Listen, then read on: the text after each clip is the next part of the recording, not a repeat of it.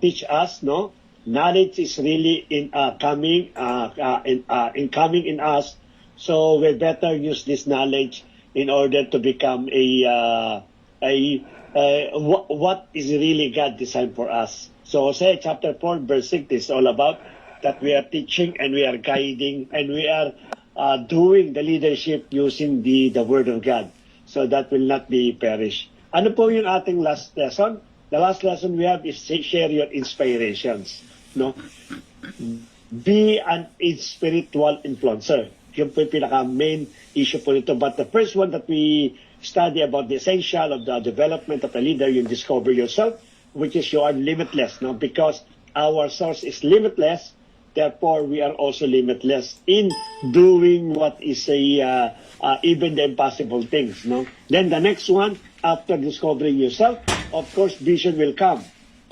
It is not only doing a vision or creating vision, but you have to capture, you have to embrace, you have to conceptualize your end being.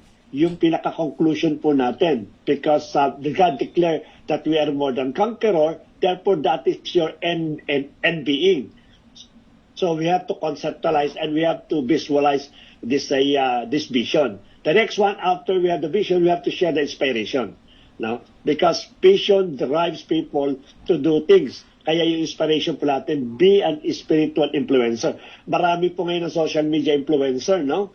Pinagamit po nila yan for the monetary purpose at the same time for the popularity. But for us, we are using our inspiration to other in order to become an spiritual influencer. Now, we can bring people go back to our God or we can bring people to encourage to continue serving God. Yun po yung napag-aralan po natin, share the inspiration. The next one, it is of course to commit to your principle and values. Yan ang ating pong next lesson for today, lesson 7. Commit to principles and values. Normally, we always heard about the principle and values. Almost magkasama po yan, no? When we talk about principle, the next word is values. So, let us study this principle, spiritual principle and spiritual values, sapagkat napakalaga po ito in connection for the inspiration of other. Napakalaga po na dapat meron tayong klaseng character in order to maintain and to pursue yung ating pong leadership. If we really admire or we really decide to become a leader, dapat may mga set of principle at set of values po tayo. At mamaya pag-aaralan po natin what are these principles and values na kakailanganin po natin. Just hold on, just be with me because I need to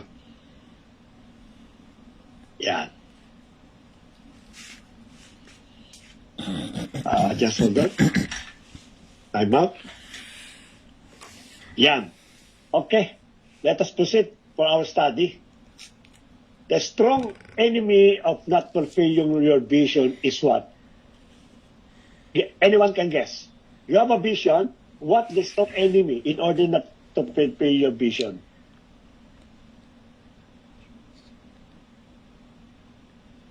Tutulog-tulog sa kahon. Distraction. Tutulog-tulog. Instruction. Okay. What else? Laziness. Laziness. Okay. Part siya ng laziness. Ano pa? Tutulog sa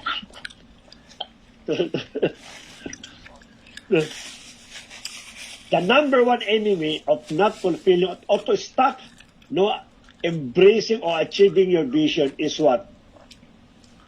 The non-commitment. Yeah, non-commitment. No? Ano po ibig sabihin po ng non-commitment? Sa idiomatic term po, yung mga ningas kugon. Right?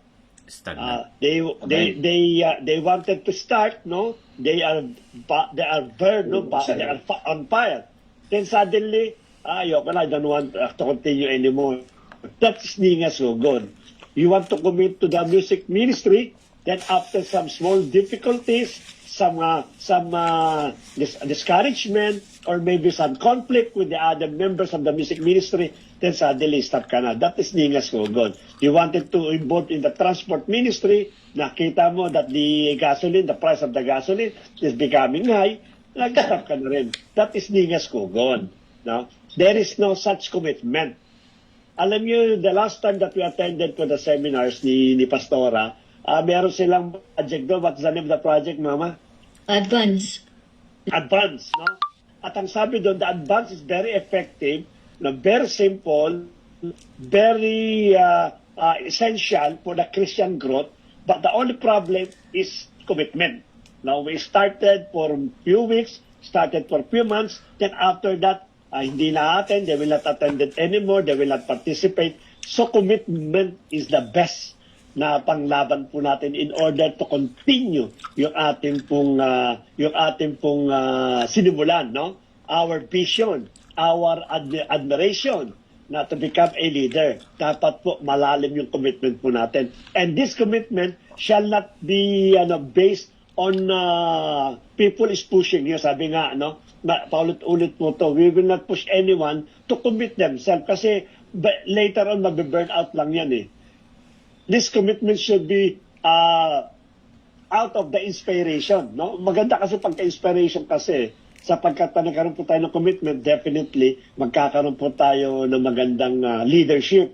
And this commitment, it is composed of the principles and values. Mahalaga po yan yung principle and values para po maiwasan po natin yung lingas tugon. Okay, question.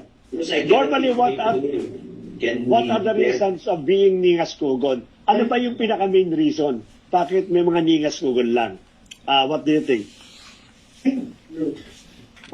Not motivated pass.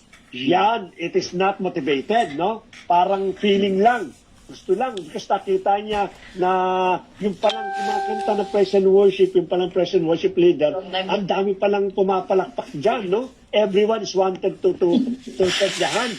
Everyone's wanted to be, kaya nangyari, emotion, wala talaga yung commitment talaga doon. Now, what else? Yung mga ningas kugon.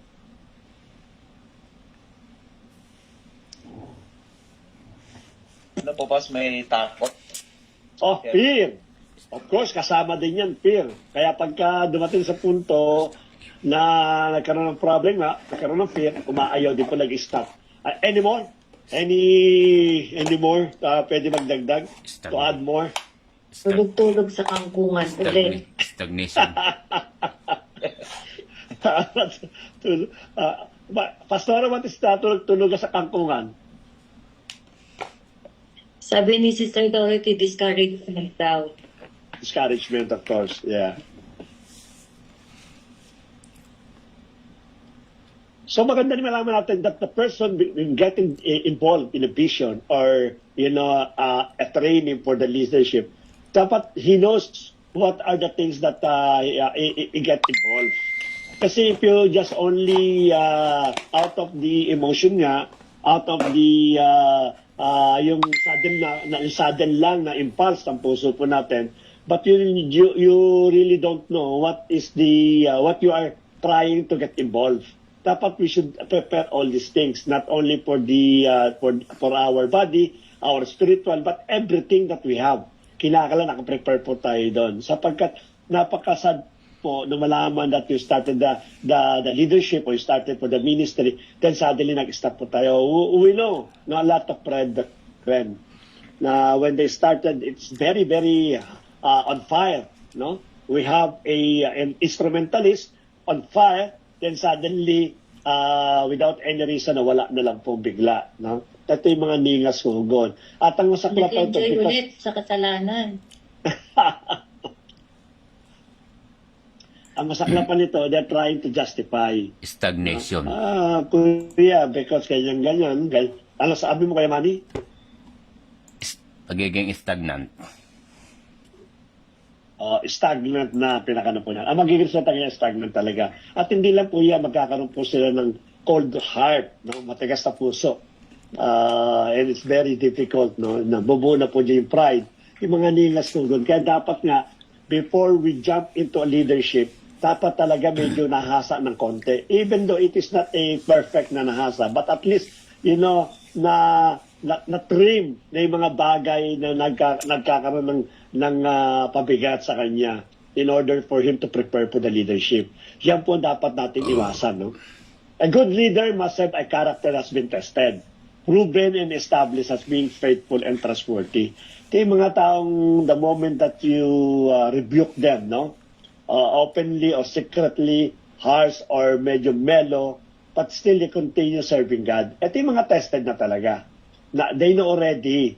They know how to accept the mistake, they know how to correct their mistake, and they know how to stand again. Ito yung mga dapat po talaga. It is part of the leadership, it's a part of training ng bawat sa po sa atin. No? Kinakailangan po yan. It is not a matter of a attendance that is being regularly attending the Bible study, answering good questions, mga malalalim na mga terms, no? They're using in order to define the Word of God. Hindi po yan ang mga magiging basel lang po. The most important po sa isang leadership, it is the tested character. That is the most puhunan, capital, in order to continue ating pong pagiging leadership. A quality that cannot be acquired must be earned. No, hindi po ito in-acquired, kinakailangan po parang yung respect, no? Yung respect mo, hindi po yan hinihingi. Respect never ask or demand, but rather it should be earned. Kinakailangan matuto po magkaroon po tayo ng respect sa magitan po ng mga pinakikita po natin. That is a good quality po na isa pong leader, which is also part of a good character po ng isang leadership. To become effective leader, you must earn the trust and respect of others. Remember the story of the Esther? Mama, can you tell me what is the story of Esther? Jewish girl. Okay, si Esther is a Jewish girl adopted by Mordecai, Okay. his cousin Mordecai. And then she was chosen to be the wife of the king Ahasuerus. Oh, And she fasted for 3 days, 3 nights, only to get favor from the king, to save the Israelites who are about to be executed. Annihilation. So after that, so that is the story. yeah, see? Esther saved the Jew. No? But the most important, all the Jew on the area, on the land that was Esther lived, no? They trusted, no? Esther earned the trust of these people. Or else, bakit ako magtitiwala dyan? We are about to kill, no? Nung mga kalaban nila. But they put their trust with Esther. Sapagkat kilala na si Esther, no? So, magitan ni Mordecai, alam nila how zealous Esther to save yung kanya pong kababayan. And that trust, she earned it, no? Na kinakailangan po ng bawat isa. And Esther become an effective leader po, no? Pagamat babae po siya, she considered one of the effective leader during that time because yung ginawa po niya. Alam niyo po, during that time, it's very difficult to talk with the king, no? Ng Persia during that time because you have to schedule. Yung po mga queen, no? For your information, they cannot go inside the palace or the king's place nang ganun-ganun na lang. They have to schedule, they have to ask permission. If the king allowed them to see them by their wife, kasi si Esther that's the time only that the king can talk. That's the time the queen can talk to the king. No, hindi po ganun kadali kausapin po yan. But Esther, he devised everything, he done everything because yung pong trust ng kanya pong bayan na sa kanya pong balikat. And that is the story po ni Esther. Now, become an effective leader. Dapat din po pinagkakatiwalaan po tayo. Everything that we said, people completely obey and follow us. Because why? Because you build already the trust. You earned already the trust of the congregations. Napakalaga po yan, yung trust and confidence, no? May pag-uusapan po natin yan, why it is part of the principle and values. As I said, principle and values are about the character. And trust is one of the major na character po ng principles and values. Ito po nangyari po dyan. Principle and values are natural components in the successful realization of a leader's vision. Talagang po yan, no? When you become or when you're about to become a leader, dapat meron kang principle and values. Meron kang sets of standards. Meron kang set of characters na dapat na sinusunod po natin. At dapat po, we don't deviate, we don't even compromise that principle and values. Even it involves our family. Mahalaga po ito, no? In leadership. Principle and values should be above your family. Napakalaga po yan. Or else, even your family will be destroyed kung magkakaroon po tayo ng compromise about the principle and values. A biblical leader will stand up for what they believe, even if they have to stand alone. Yan, nakapakalaga po, no? He stand on your principle. Meron pong palabra de honor. No? Whatever he said, whatever he believed, he stand, no? Even though it is not majority, even though he stand alone, no? At yung mga kasamahan po niya o mga kaibigan niya, ay they already defected or they already against him or against her. But he stand alone because that is the truth. And that is principle and values na kinakailangan po ng bawat leader na mapoproduce po natin. Let us proceed, no? The dangers of unprincipled leadership. No? Let us examine ourselves. Let us not go far. Let us examine JTGIA. Do we have really a principled leadership or we have unprincipled leadership? Napaka-danger po nitong unprincipled na leadership. A leader whose foundation based on the personal agenda and not reconciled with our Creator, it is self-destructive and will result into downfall. Tama, no? When you start the leadership based on your personal agenda, which is a lot of a politician, we can see these things, no? They are running not because of the principle and value, but they are running because of the personal agenda. Kung ganito po magiging basehan natin, the basis or the foundation of our leadership, definitely it is a self-destructive and will result into downfall. Like the story po of the King Saul, no? Si King Saul, nung kailan na napanood natin sa television, we watch on the televisions, no? He's a good leader, he's a good people, he's a good king, at alaga naman natin, but he made mistake, no? Because of the personal agenda, he defied everything against the commandment of God. And that is what happened to King Saul. The lineage of his kingship, na supposed to be yung kanyang anak na si Jonathan, will come. Next successor po niya, it's already been cut.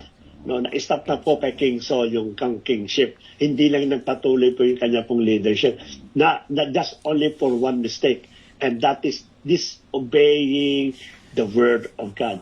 It is unprincipled leadership. Hindi niya pinangahawakan. He never hold his word. He never hold his commitment to God that he will obey 100% whatever the instructions of God. But because of his own reasoning, but because of his own personal agenda, nawala po yung lineage po niya. He was cut off from the kingship and he was killed in the battle, no? Natalo po siya sa battle po sapagkat disobey po niya. Ito yung mga unprincipled na leadership. Sabi nga sa Jeremiah 17 verse 9, the heart is deceitful above all things and desperately sick, who can understand it? We never rely on our emotions, no? Ang emotion ginagamit po natin yan to worship God. It is also part of worshiping God.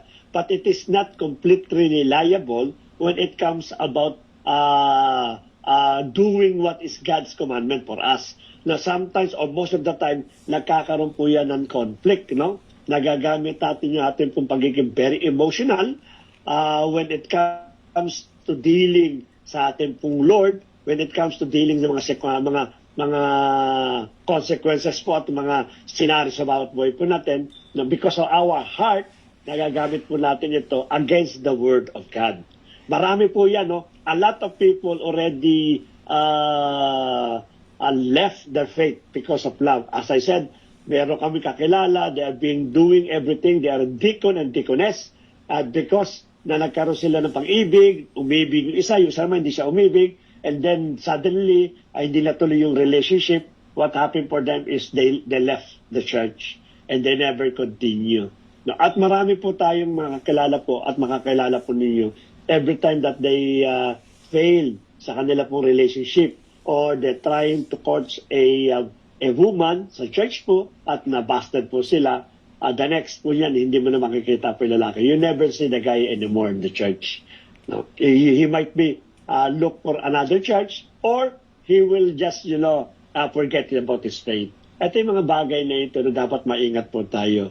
Of course, nakakasakit din tayo when it comes to love, na hindi lang pala, when it comes to dealing other person, na nasasaktan po tayo ng mga tinulungan po natin.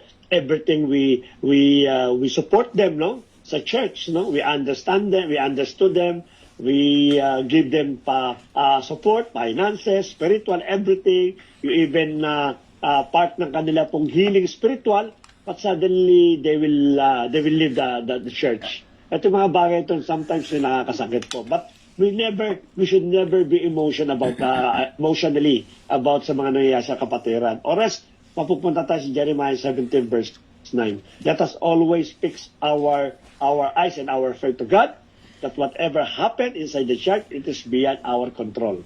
It is their own personal choice, and let them deal directly with God. For us, we just follow what God commanded us to do inside the church. And that is to take care of our brethren. Yun lang po natin. Then the rest, of course, it is belong to them. No? Sila po nag-decide po ng kanila pong patutunguhan. We must always assess or evaluate our motives when we are about to promote as a leader. No? At lagi po pinag-aanap po natin ito. Assessment, evaluation, no? Study. Never put your hands on the head of the person to consecrate or to promote him or her as a leader. Why? Because of your attachment, because of your relationship, because of your friendship, because of there's a lot of reasons. No. It should be promoted based on the character basis. No, yung kanyang commitment, yung kanyang paghawak ng kanyang principle at ng kanyang pong values kung paano niya pinangahawakan po ito. This must be the key, no? And the factor in order to assess for a person if she is ready to promote as a leader. Huwag po natin gamitin yung ating pong motives, no? Yung iba po niya ginagamit po niya because of the connection sa bawat sa po. Or because maybe they don't want to leave the other person to go to other church, pinopromote po yung heads o mga pinopromote po yung deacons and elders and even pastor. Why? Because instead of going to other church, gamitin ko ito. In fact, no, marami ng yung testimony ng ating kapatid, I will not mention the name, no? He's about to promote sa deaconess, no? At ang sabi niya, hindi pa pastor by bakit po? Kasi meron pa siyang pinipipert, meron pa siyang trabaho na ginagampanan. Maganda po yon, no? Let us always promote a person based nga doon sa kanyang character na assessment. Question, a leader who committed an adultery, no? Yung mga leader na nag-commit ng adultery or misuse of church fund or anything na talaga namang it is really against the word of God, can be considered unprincipled leader?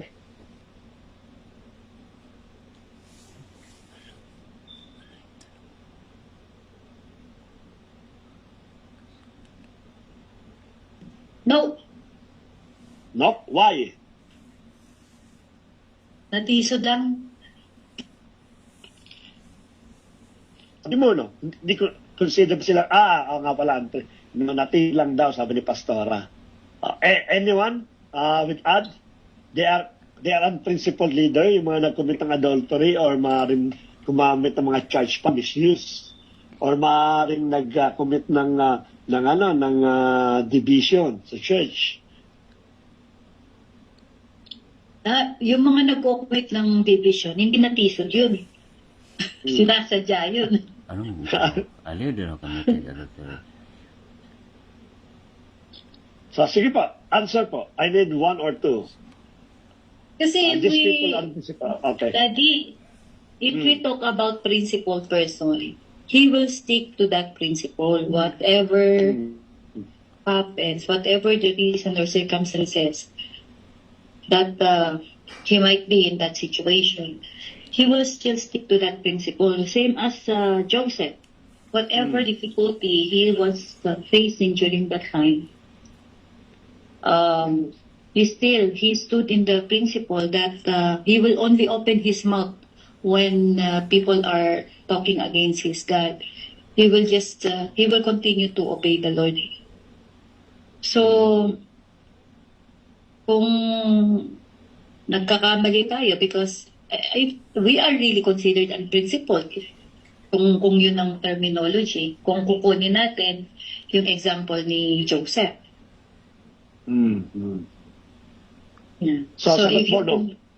therefore, if you commit adultery or misuse the church fund, ang bigat naman pala ng mga kaso na to. Adultery, misuse of church fund, yeah, you are unprincipled leader. I'm spiritual leader. Because if you are spiritual, you walk with God. When you walk with God, you walk every second with God. So when you walk every second with God, you will stand for God. So if you are not standing with God and your relationship with God is like a lukewarm, definitely you will fall. So you are not considered as a spiritual leader. Principle. You have to stand, you have to stand with the principle of God. Amen. Must be walk the Okay, talk. these are all unprincipled. Okay. Must be walk the talk. So, Kuya Manny? Magkaroon ng walk the talk. Okay. Who else? Who else? Ano? Is these people are unprincipled leader? We change plans because I will put God. Yes, amen pass kasi hindi naman kasi yung yung by definition there the being an unprincipled leader means you have your own agenda. It's not the agenda of God you're bringing to the congregation. It is your own agenda. So that's why you commit these things that is for your own good, for your own interest. So it's unprincipled. Not aligned to the... Kuya Arnold, may kasama ka dyan? Nag-feedback. Wala po. Anong feedback? Hanapin natin. Baka saan ba nag-feedback? Ulitin mo po, Kuya Arnold. Sige, unmute ka nga po ulit. No Sige po. po. Yan. Wala nang Ayan, feedback. wala na po. Yes, unprincipled po siya ba? Kasi based dun sa definition, no? Itong mga, what they have committed, they are all personal agenda or personal interest, bringing their own personal motives to commit these issues or crimes. That's why, so it's not the agenda of God anymore that they bring out to the congregation. Rather, it's their own personal interest. So it's unprincipled leader. Consider. So, Amen. dyan na po. Amen. Dyan na po, Pap. Okay, sige. Amen po. Sige pa, Ate Rona, before si Kuya Manny. Ate Rona. Yeah, ako po is unprincipled kasi we know the truth. And the fundamentals of the principle is the fundamental of truth. At saka, pag yung behavior mo na is nag-change, then definitely, it's out of character na po. So, ibig sabihin po, you are not living in the godly life as what Jesus have told us in His teaching.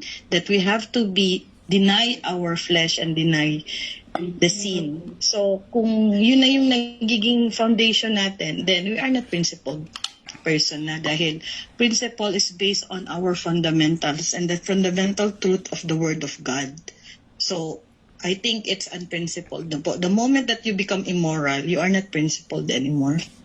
Okay. Kuya Manny. So, dyan na po papasok ang pagiging bulaang leader. So, walang pinagkaiba sa bulaang preacher. Ganun. Ganun po. Ako po, pass. Sige. Sino yan? Kuya Dave, tapos si Kuya Kuya Ricardo. Dave. Sige. Ako po, okay. Kasi kung ang tanong nyo, a leader who committed an adultery, karamihan naman, some of the great leaders or great preachers, they start with a principled leader. Nag-start talaga sila with the principles. It so happen na overwhelmed na sila because nakilala na sila, naging tinag na sila, na-commit nila yung adultery. And then, they grow big church. So, nagkaroon sila ng funds. And then, na-misuse nila yung funds because nagkaroon na nga sila. What I mean is, nag-start sila as a principal leader and then along the way, dahil sa natukso sila, naging unprincipled leadership na sila. Okay, nagbago. Kumbaga, nag-start talaga sila kasi ang lahat naman nag-umpisa sa sa vision and mission nila. Eto talaga magsuserve talaga ako. Hindi naman talaga yun ang goal nila, yung maging adulterous sila, hindi naman yung goal nila is may misuse nila yung funds, or hindi naman yung goal nila is maging sila na yung tulad ni Kibuloy na sila na yung anak ng Diyos, di ba po? Hindi naman yun ang unang vision nila or mission nila. Ang una nila talaga is mag-serve talaga. Yun lang po. To God be the glory po. Okay. Okay. Sinong next, Mama? Eh, si Kuya Richard. Amen po, Pas. Magandang gabi po. Glory to God. Para sa akin po, you are not being called leader pag unprincipled ka. Actually, tama rin po si Kuya Dave sa una. We are actually, those are leader in the church. Yun po ang hangarin nila talagang maglingkod at makapaghayag ng banal na salita ng Panginoon. Pero pagka po tayo ay this is actually pas yung ibang churches, not all the churches here, even kahit sa Pilipinas. That is what we call anay sa church. Ito po yung nagiging problema ng ibang mga simbahan. So, yun po sa akin, Pas. Yun lang po sa akin, Pas. You're not a leader or not principal leader kapag ikaw po ay ganito. Meron kang sariling ninanais o personal agenda. Okay. Meron pa, Mama. Salamat po sa mga sumagot. Meron pa? Okay, wala na po. Pakibaba ng mga kamay ninyo. Ay, si Regan pa daw po. Sige, si Kuya Regan.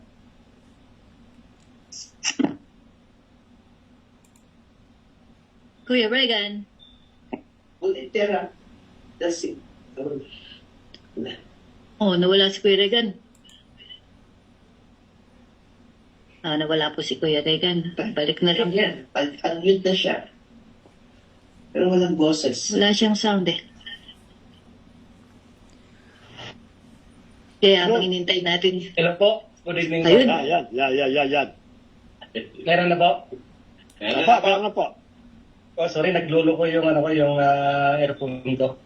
So agree po ako kay Kuya Dave. Dadagdagan ko lang yung niya. Tama siya na nag-umpisa naman yung iba na hindi yun yung nila yung pakay. Pero maaring naging unprincipled na lang ang isang leader kung in-enjoy na niya yung isang kasalanan. Sa akin kasi nandun pa rin naman sa akin yung nagkakamali. Pero once na in-enjoy mo na yung kasalanan, kasi lalo na yan, yung adulterous or tawag yan, yung iba pang mabibigat na kasalanan na yan. Once na in-enjoy, doon ko masasabi na unprincipled yung isang leader para sa akin bukas. Tama nga yung sabi ni Pastora kanina, natisod, unless kasintibay tayo ni Joseph nung tinakasan niya si Potiphar. Amen po, Bas. Amen po. Okay. Sige po. Salamat po sa mga sagot po ninyo. So mostly po... Daddy, may opo. question ako. Sige. Diba si Judas, Okay. ang sabi doon, ipinagkanulo niya ang ating Panginoong Kristo sapagkat talaga namang ang puso niya ay hindi malinis. Di ba yun yung mayroong nag-offer sa kanya, sa Panginoon ng alabaster jar?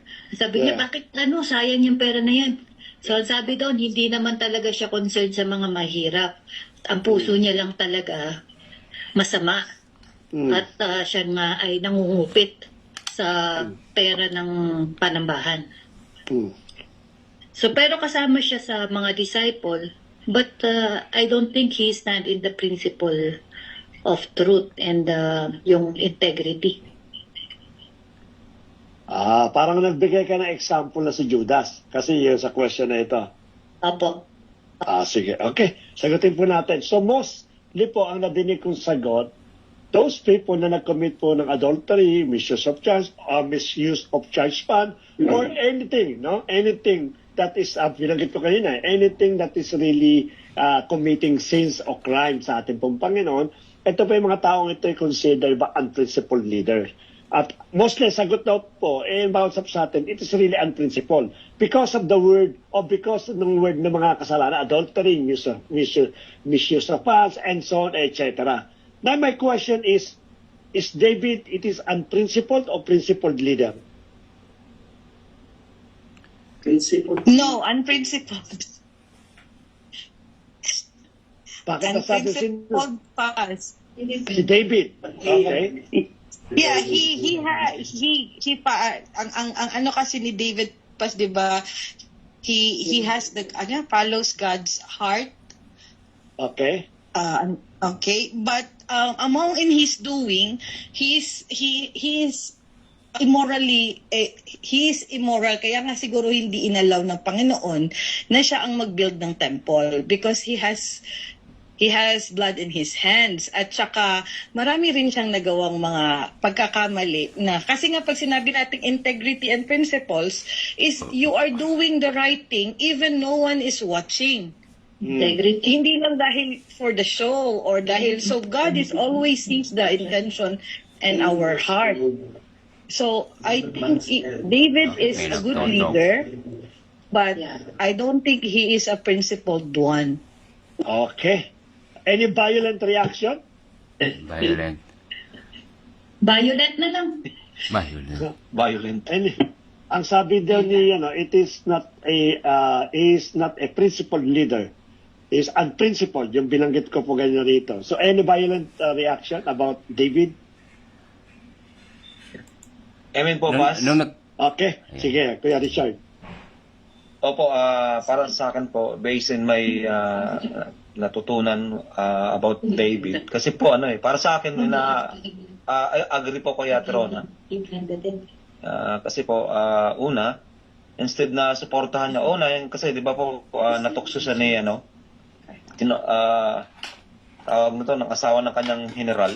Instead pa nga na bibigyan, suporta, Machiba, instead na suportahan yung kanyang sundalo is, ang kanyang naging plano is ipapatay pa si yung kanyang sundalo. Opo. And then para magkaroon sa magmakakommit siya ng adultery doon sa asawa pa ng soldier niya. So it means even mayroon kang nahari ka na, alam mo do you have power or you are a leader, parang nagkaroon ka doon ng ng personal agenda, naging corrupt ka. Instead na i-follow mo yung path of Jesus, kumbaga in-abuse mo. Para sa akin pas siya hindi siya unprincipled leader sa akin. Bagamat isa sa mga magaling na leader, I mean king. Ganun po pas. Okay. Hello. Kaya sabi ko, any violent reaction. Kasi, kumbaga, I believe that David, his principle is only to obey God in all his doing. Kaya nga po siya naging successful. Yet, pag talaga ang kasalanan pumasok sa puso natin, nagiging clouded yung ating kaisipan, even our thoughts, our heart. So when our Amen po. thoughts, our hearts is being clouded, then the principle is being swayed. That's why sometimes, katulad nga yung kay David, naging unprincipled siya. Kasi one sin from Bathsheba, if he repented, then makakabalik siya in his principle to always obey the Lord. But then he planned the murder of Uriah. And pinapatay niya pa siya. Yeah, and he is not intended to ask for forgiveness or sabihin na natin to confess only during the time when Prophet Nathan rebuked him, confronted him. Amen. So yun, Amen po, Pas. many naman, kumbaga, marami nga, katulad nung sinabi ni Kuya Dave, we started, sabi nga ni Pablo din, di ba, nag-umpisa na kayo ng tama, na uwi pa kayo sa gawa. Kumbaga, nag-umpisa na kayo sa tamang prinsipyo dahil sinusunod nyo yung mga salita ng Diyos, yung mga tinuro namin sa iyo, pero ngayon nauwi na naman kayo sa gawa. So, is David unprincipled or principled leader? Unos-unos. Neutral. Biglang, unos-unos, yo-yo. Neutral. Wahid mitin. Neutral kasi. Sige. Alam po ba, when David committed a sin, it was unprincipled, of course. But it doesn't mean that it does not define his life being unprincipled leader, no? Because out from there, he comes out victorious because he regained his trust. So ganun po yun, depends on the situation. Kung when we fall into sin, we become unprincipled. So, but it does not define us, no? Kung katulad ng sinabi, maganda sinabi ni Kuya Reagan, pag namuhay ka doon, naging masaya ka doon, that becomes danger. Magiging dangerous po yun. Nung naging masaya ka na doon sa ginagawa. Yun lang po, Pas. Okay. So, Okay, very good. yes, hello. Sige. Isa. Alam ko na. Okay. Sa akin po, principled leader si King David. Hindi dahil nagkasala siya, pero naging unprincipled lang siya noong nagkasala siya. Pero, guess niyo po, Na-clouded na. opo, principled leader matatawag pa rin principled leader si King David, pero nung time na nagkasala siya, naging unprincipled siya temporarily, parang panandalian. Ganun po. Pero all the way, dahil di ba po, all the way talaga ng buhay niya, kahit after niya magkasala, humingi naman siya ng sorry. Kumbaga tuloy-tuloy lang, kumbaga natokso lang siya panandalian, temporarily. Yung po. So sa akin, principled leader pa rin si King David. Amen Okay. po. To God be the So, glory. yes, Mama, meron yes, pa. hello? Oo. Teka lang. Hello? Oo nga. Kasi, di ba, tama din naman, wala namang, hindi, meron talaga iba ngayon na mga nag-start ng church because of commercialism talaga. Ang purpose nila, Amen. maging sikat, kumita, no? Pagkaperahan ng church. Yun ang mga nasasabi natin talagang unprincipled leader. Pero mas marami naman, they started right, at na-fall sila, na-fall short sila sa glory ng Panginoon dahil sa mga pagkakamali, mga tukso na naging mahina. Then they become unprincipled only during that specific time. Pero those who started principle, I believe na ang Panginoon kakausapin sila, no? Katulad kay David, at siya nga'y nagrepent, then he started to walk in his principle again. Hanggang mamatay na nga siya, he died as a principled leader. Okay. Meron pa nakataas sa kamay, Mama? Wala na po. Wala na. Okay. Let us discuss these things in a plain, simple discussion. Because for me, no, there is no such a duality of principle. Now, it's not possible for a person you call him principled leader, then later on, unprincipled na siya. Then later on, principled again siya. Then later on, unprincipled ulit siya. Hindi po. When you talk about a leader, either he is unprincipled or is a principled leader. When someone call it a principled leader, it is really a principled leader. Hindi po pwedeng sandali po, let us wait. Right now, is a principled leader, but let us wait tomorrow. Maybe tomorrow is not unprincipled. And if suddenly, something happened bad, I told you, it's not a really unprincipled. Then suddenly, the guy recovered and continued doing good. He's principled. Hindi po ba pwede po? A leader should be principled or unprincipled. Dalawa lang po. Hindi po pwede siya ngayon at bukas iba naman po doon. I'll give you another example para so that we can discuss further this kind of a topic. How about Jacob? Is principled or principled? Jacob? Yeah. Sino nga si Jacob? Yung magkapatid. See, he's a cheater. He deceived his brother's son. Si Jacob. Siya pala yung yung kambal. Kambal, diba? Is principled or unprincipled? Unprincipled. See? How about Abraham? Definitely. Abraham. Principle. Is principled or unprincipled? Principle. Principle pa. Principle because siya yung may pananampalataya, may pananalig at magpapasaya. He is a cheater. He's a liar, huh? Remember? Yeah, He and lied. also He marami lied sa twice. kasalanan din pas. Yes. Marami siyang, adulterous din siya. Kasi, meron man siyang Hagar. Kaya nga ang pangalan niya, Israel, kasi matigas ang ulo. You see? Tsaka marami ding unwritten na ginawa si Abraham before he become as mighty as he is in history. Pero I think ang akin na principled na leader talaga is si Jesus Christ at saka si Job.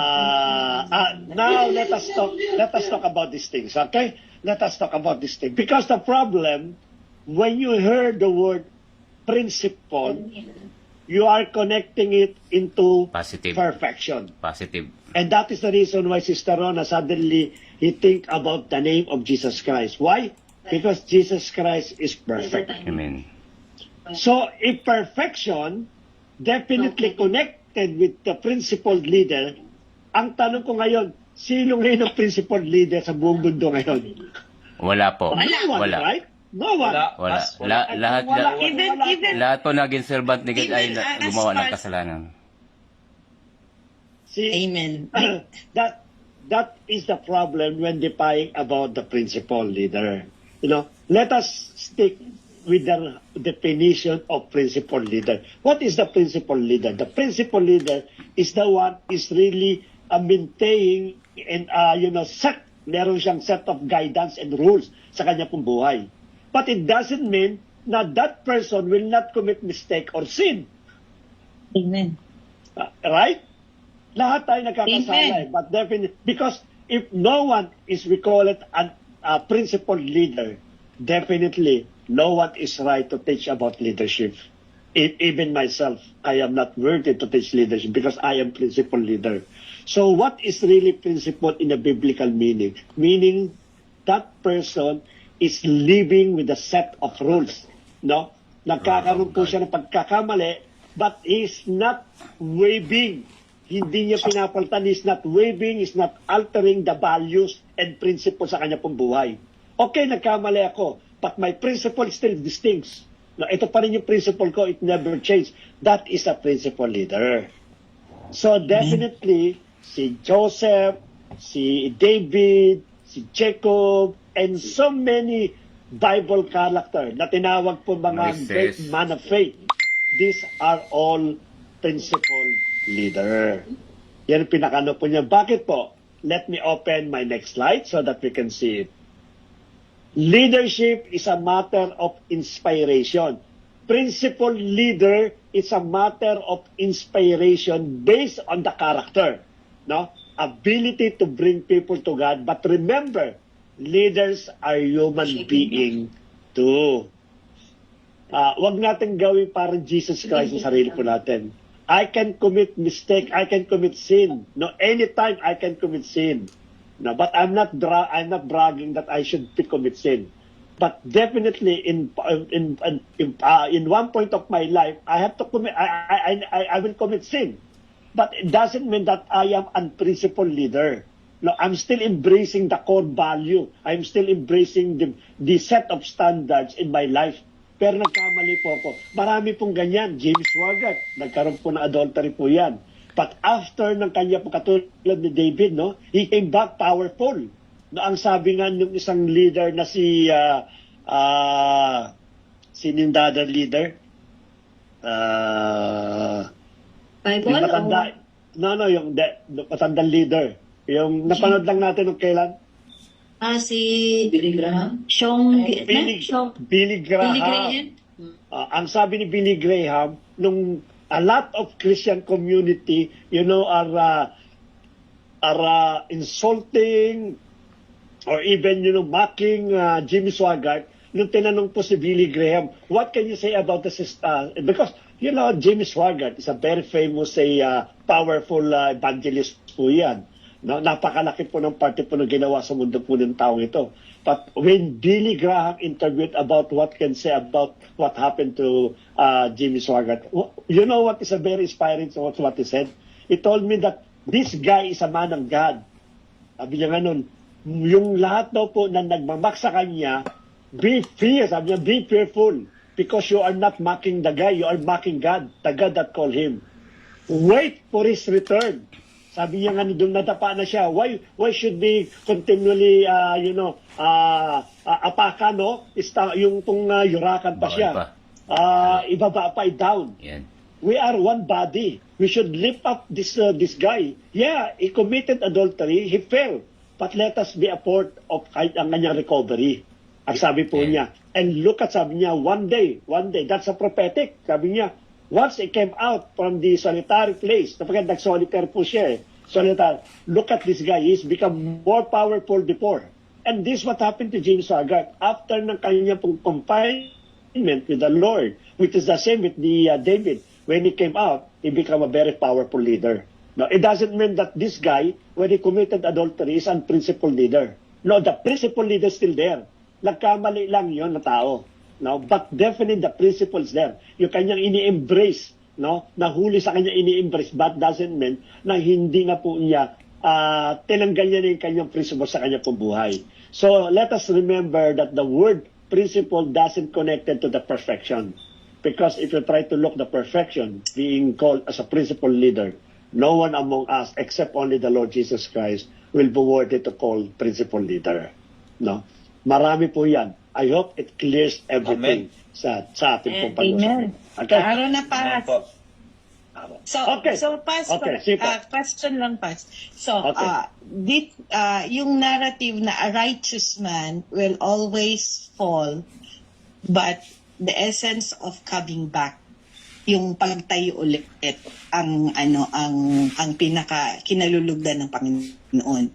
Because as we live as a human, habang nandito tayo sa makasalanan ng mundo, kahit pa we fought for righteousness, magkakaroon at magkakasala pa rin tayo. So it's not the fall, it's about kung paano ka bumangon and to do the right again. Tama, Ganun po. that's correct. Yeah, that's also part of the principles ng bawat tao. Diba? Nadapa ka, then how can you stand up again? That's also a good character din sa pong tao. Kasama po yun. Opo, Pas, dagdagan ko lang po. As long as kaya nating iwasan, kaya nating mapigilan, so we cannot do for we know that it's not good in the eyes of God. Kailangan natin po na pigilan natin kumbaga sa kung natin gawin kung alam natin na mali. Of course, that's correct. Okay, no? That's correct.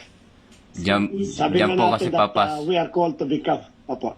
Diyan po kasi papasok yung dalawang uri ng kasalanan. Sinasadyang kasalanan at hindi sinasadyang kasalanan. Now, kung nakagawa tayo ng kasalanan, sinasadya at alam natin na magiging kaparusahan nito ay pinagpatuloy pa rin natin, ay diyan na papasok yung binabanggit po natin na mas hindi tayo karapat dapat na maging leader pag ganun. So, ganun po yun. Opo, Pas. Dagdagan ko lang ulit kay Manny. As long as we are committed with doing with right path of the Lord Jesus Christ, so iwasan po natin yun. Alam natin na mali. Kung yayain ka o ganito, hindi maaari sapagkat ako'y naglilingkod na sa Lord. Panindigan po natin yun. Nandun po tayo na magkakaroon po tayo ng pagkakasala as long as we are live in this world. Nandun po yun eh. Wala pong perfectong tao eh. Natutokso ka pa rin kumain ng matamis. Natutokso ka pa rin uminom ng soft drink. So as long na hindi natin mapipigilan lang po natin yun, yun lang po ang sa akin, Pas. Pigilan natin kung alam nating mali. So, wag lang nating gawing literal. Tama po. Wag lang po nating gawin literal ang paggawa ng ang sinasabi ni Lord Jesus Christ na ang tao ay abang ang tao nakatapak sa lupa ng kasalanan ay patuloy makagawa ng kasalanan. Wag po natin gawin literal yung mensahe ni God nang hindi tayo mapunta sa place ni Satan. Okay, salamat po sa mga Amen po, nagdagan amen po. po ninyo. Okay, the next one that we have is, there is one principle, marami kasing principle ang ating Panginoon sa Kristo. But one of the principle of the Lord Jesus Christ is this overarching. What is overarching? Yung overarching principle, meaning that He is not dealing for a single person alone, no? But rather is dealing for the complete member ng kanya pong total circle. Alam niyo po, when you talk about the circle, the inner circle of God, may mga inner yan eh. Ang inner circle niya, mostly po, the one that is always be with Him, it is Peter, John, and James. Ito yung tatlong magkakasama po lagi. But the rest, there is a second circle and there's a third circle. But when the Lord Jesus Christ is molding these people to become a leader, no, He used the principle of overarching, meaning we are not dealing for the special person only, but I'm dealing for overall. Lahat daw po, no?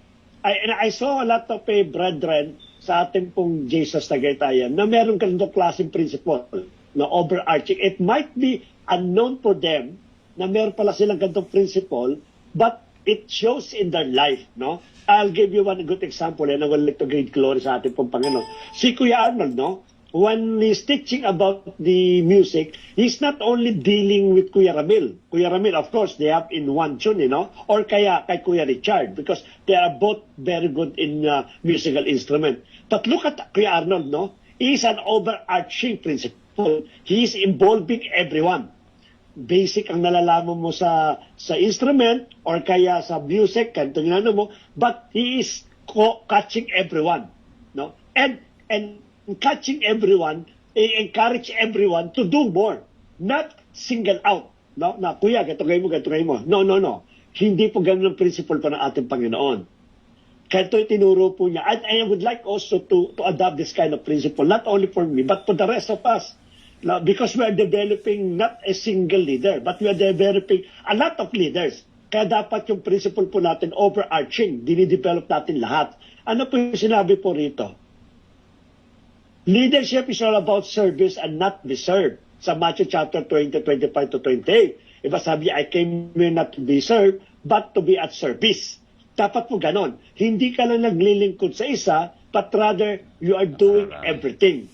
Kaya nga kung titingnan po natin, there is a principle before, ako po ay early member po na sa Pun Church, natutunan ko itong principle na ito. Ano pong principle na ito? The principle of inverted pyramid authority.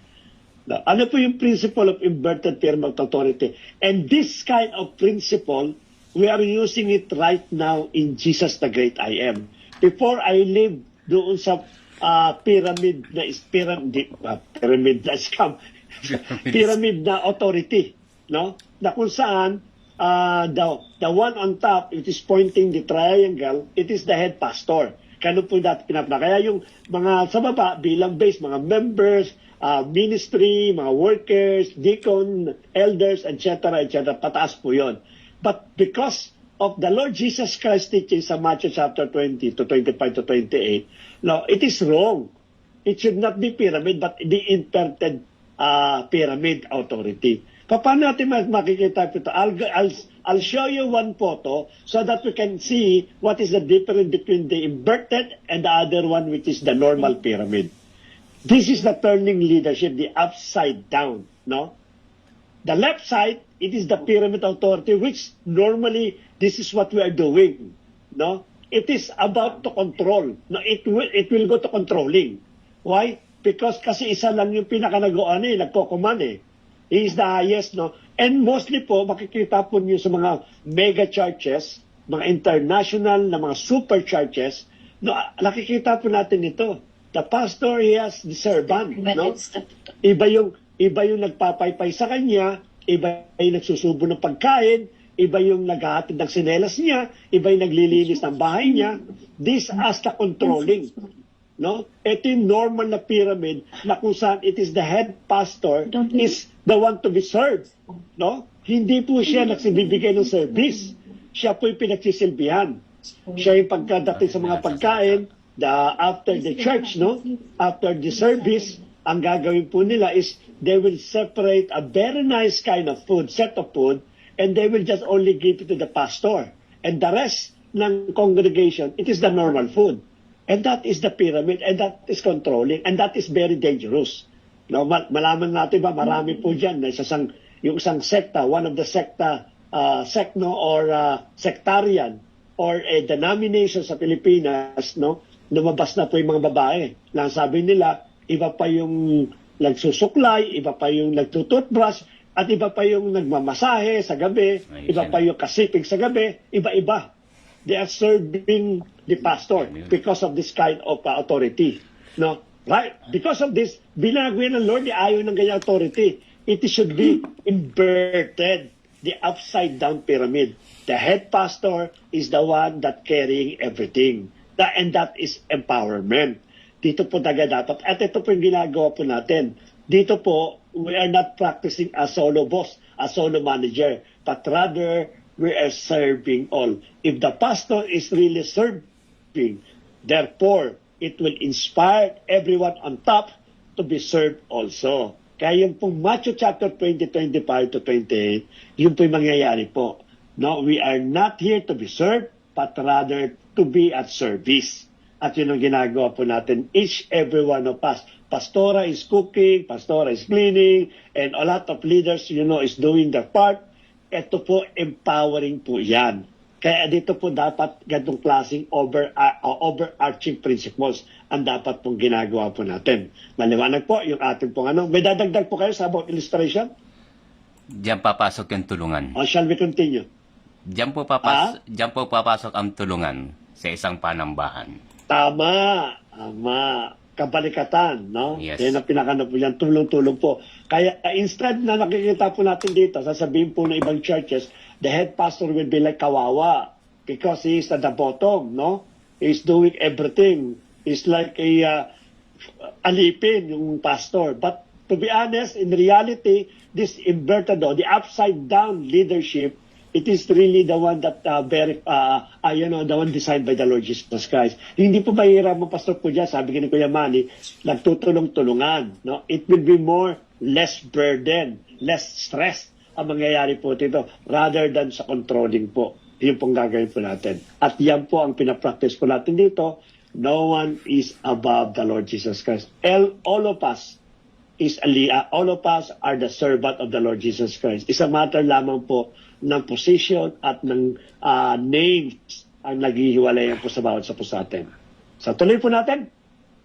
Jesus completely rejected the traditional lordship during his time. Ano ba yung traditional na lordship po nun? Yung mga po Pharisees, Sadducees, pinagsiserve po yan doon sa temple. No, nakaupo lang po yan. Lahat po yan ay parang mga manager. Yan po ay binuwag ng ating Panginoon. And that is the reason why those Pharisees are very much hated, are very much angry sa ating pong Panginoon because nawala yung kanilang pong pagiging manager.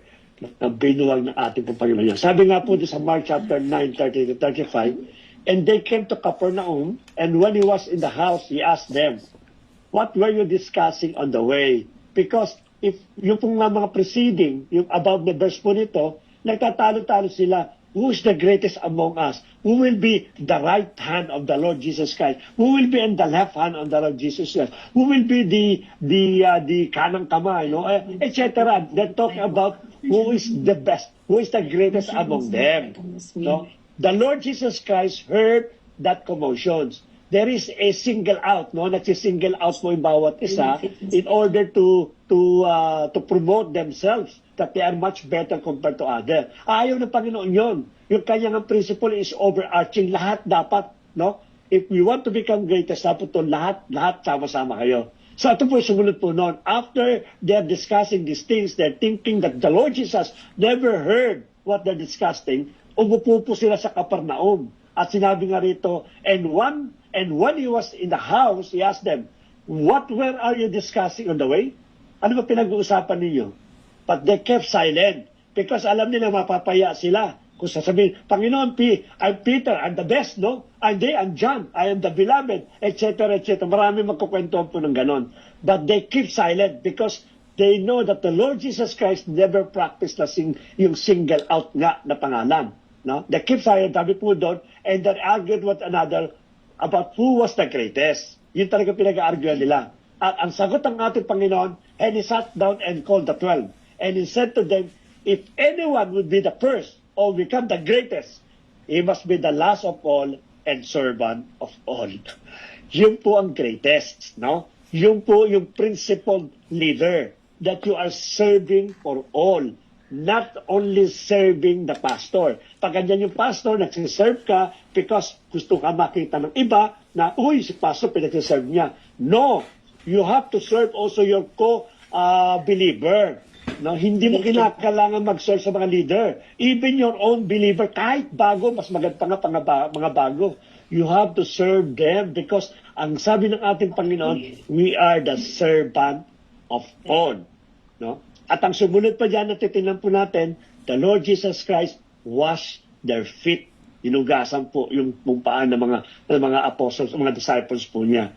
That is a servant of all. And that is the principal's leader. No? Yun ang dapat na makita sa bawat isa po sa atin. Questions.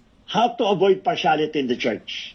Paano natin ma-avoid? Kasi minsan, may nakikita kami partiality. Meron kang pinopokus ng isang tao at meron ka ng pinopokus para tirahin mo ng tirahin. No? How to avoid the partiality in the church? Avoid favoritism. Sige. Iwan, O paano natin avoid yung favoritism? halimbawa, Panang mata. halimbawa ang isa ay nagustuhan. Tinitingnan. Emani. Kadalasan kasi nangyayari yan sa panamba na pag may umaattend sa panamba na ito may nagustuhan sa isang tao, ay iyon ay bibigyan ng pagpapahalaga kaysa doon sa iba. Ibig sabihin ay dito papasok yung pagkakaroon ng favoritism. So, hindi nagiging neutral pagiging leader. So, not acceptable po yan. Tama. Okay.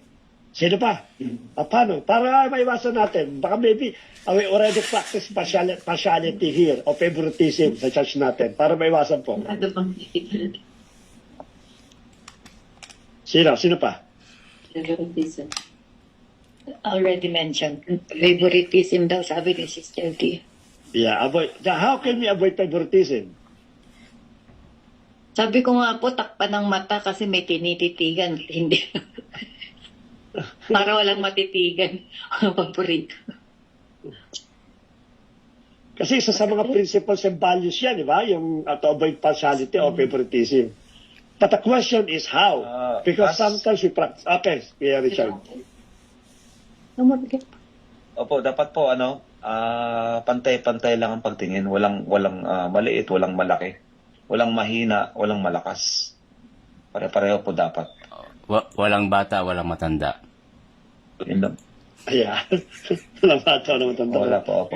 Dapat isang kumbaga one body. Being a servant, dapat lahat. Hindi lang isa ang yung kinikilala, hindi lang isa ang nire-respeto, dapat po lahat. Pare-pareho po.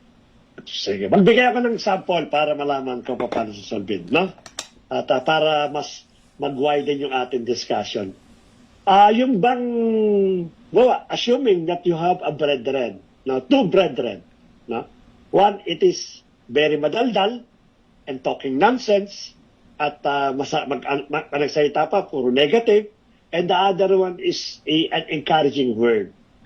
Napakaganda ng character. When he open his mouth, napaka-encouraging. When he's open his mouth, it is really biblical, and so on and so forth. No? Madalas kasama mo yung dalawa. Kung pinakikinggan mo lang yung isa, are you practicing partiality or favoritism?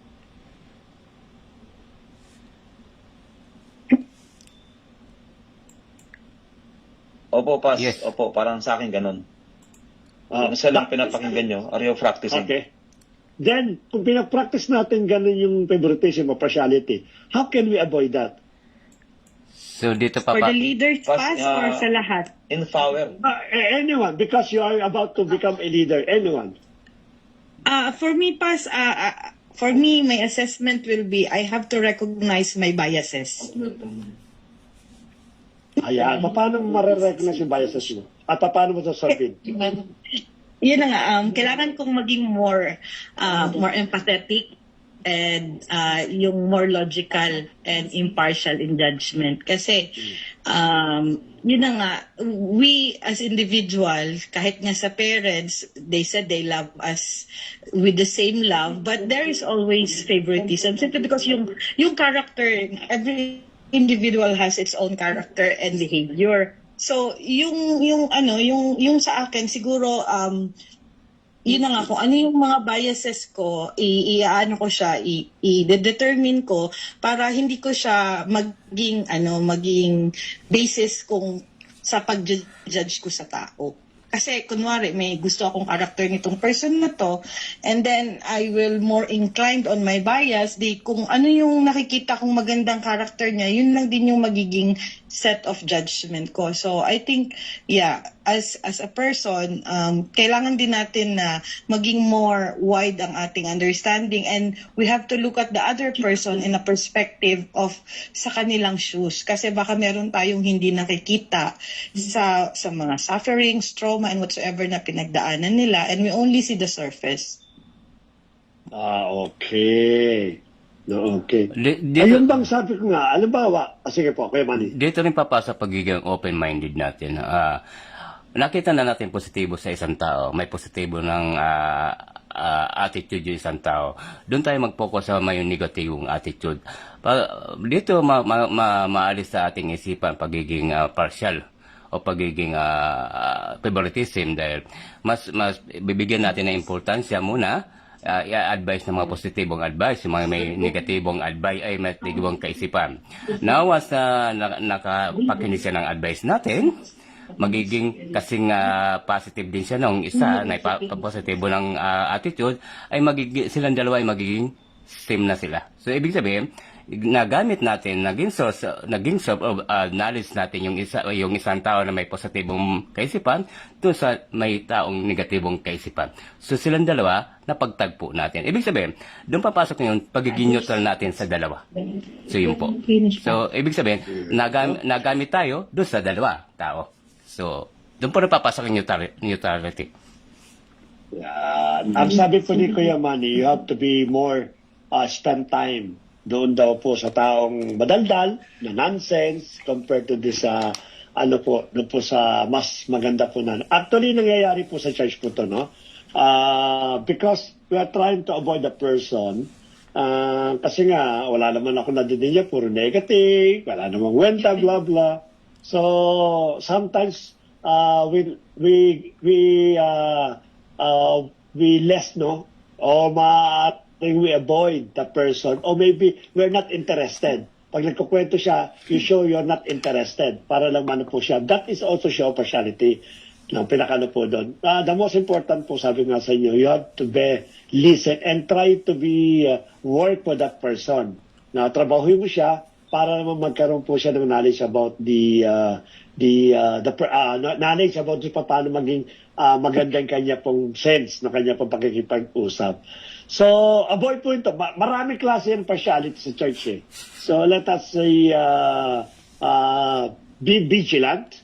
Hindi lang po sa sarili po nyo, sabi nga ni Ate Rona, assessment, kundi the rest of the brethren. Dapat makita po natin. If someone is really annoying already and practicing partiality, explain to them, no? You are about to become a leader, no? We are studying or we are in the seminar about the leadership. Dapat ganito po ginagawa po natin. So, bilisan ko lang po kasi marami tayong palagay. Meron po na akong babasahin. Sige. Sabi ni Kuya Jomel, I have come to realize that every one of us is equally important to God. Yes. When Jesus died on cross, it's all for all of us. So, if God died for one person, so He is important. So we are really equally important to everyone. So if we have that mindset, then we can treat everyone equally. Tama. Agree po ako doon. Everyone is important. Sabi nga, Zaba, in my part, ang principle ko po, it is not only everyone is important, but other is better than myself. Yun po dapat po yun. Para paalagaan po natin yung bawat isa po natin. Ngayon, Pas. Para nga, opo. Po, amen po. Biblical naman yun. Para tayo iba-ibang parts ng body, remember? Yung mata, yung ilong, hindi pare-pare yung but definitely, we need each other. Mahalaga po yung part yan ng body po natin. Amen. Amen po. Okay. Sunod tayo. Leadership value, no? Ganyan principle. Isang ko lang konti. Value is very essential in establishing our leadership. Kagaya na kasi, when we talk about the principle, it means it is the rules, set of rules that you are embracing in order to accomplish something, no? meron kang mga set of rules. Yung leadership naman value, it is your standard. Standard mo to. Hindi mo binababa yung standard mo. Kaya nga pagka may value ka, you never tell to anyone na, ay, that's okay. No, bagamat it is less than your value, don't tell them it's okay. You have to look for more. No? Kung nagpa-practice po kayo sa music, kung nagpa-preaching po kayo, kung meron po kayong ministry na ginagawa po, never contented. Dapat yung ating value nandoon po lagi. Laabot natin yung value na pagkakalob natin. No? Kaya napaka-essential po ito in establishing a leadership. There are two values po dito. Bibisan ko ng konti. Divine principles, which is also there is a value, and earthly principles. Kaya kung meron pa rin itong value, which is somehow napapractice natin, there is a class of values. Ano ba ginagawa mo? It is a divine values or divine principle or earthly values or earthly principles. Ano ba sa dalawa? No, ako na lang po sasagot para po magdugtong na lang kayo. Ano po ba yung divine principle? It is a spiritual value, emphasize the intangible. No, yung hindi mo pa nakita, hindi pa nahawakan, yung purpose, yung connection, humility, eternal truths, or service for deeper meaning, contentment, and holistic well-being. So, isabi pala, yung palang divine values, a divine principle, it is always, an arrow always going up, doon nakapokus po sa taas. Na lahat ng gagawin mo, by virtue of the character given by God, dapat po nakapagbibigay po ng worship at ng emphasize sa atin pong Panginoon. That is a divine principles. Yung sumunod po yung earthly principle, worldly values focus on the tangible, the wealth, the status, self-interest, temporary success, and material gain, often leading to competition, anxiety, and discontent. No, hindi po masama. No? It is not bad to dream or to have have a goal, to have your own house and lot, no? O magkaroon kayo ng sarili pong business. That's not a bad thing. That is not a fleshly, no?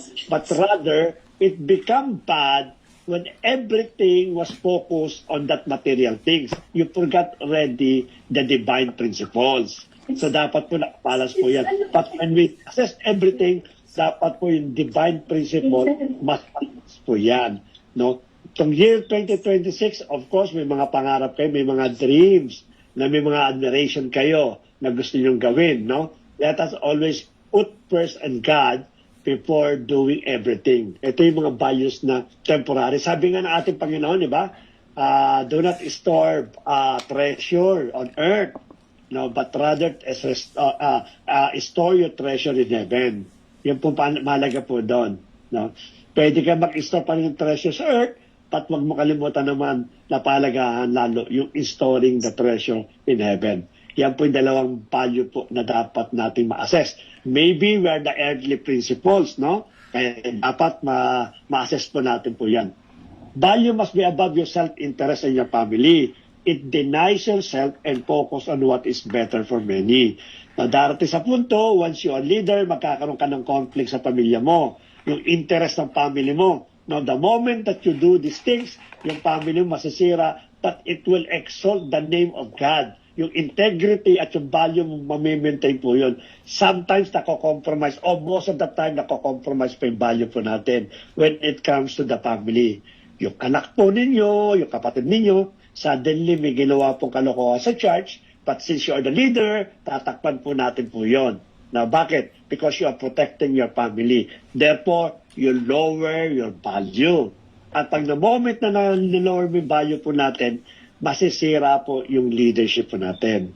Kaya nga dapat yung leadership, yung value po natin, mas mataas yan kaysa family.